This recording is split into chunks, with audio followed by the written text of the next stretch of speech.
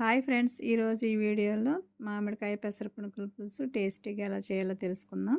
ముందుగా స్టవ్ మీద బాండి పెట్టి 3 స్పూన్ల ఆయిల్ వేసి సన్నగా తరిగిన 1 కప్పు ఉల్లిపాయ ముక్కలు వేసుకొని కొద్దిగా సాల్ట్ కూడా వేసి లైట్ గోల్డ్ కలర్ వచ్చే వరకు వేయించుకోవాలి.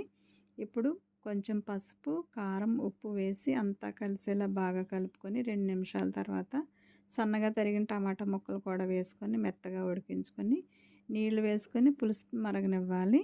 పులుసు మరుగుతుండగా పచ్చిమిర్చి చీలికలు, పులుపుకి సరిపడ మామిడి తురుము వేసుకొని ఒకసారి బాగా కలిపి 1 స్పూన్ మెంతులు, జీలకర్ర పొడి వేసి మరుగుతుండగా పెసర పునుకులు వేసుకొని మూత పెట్టి 10 నిమిషాల పాటు ఉడికించుకోవాలి.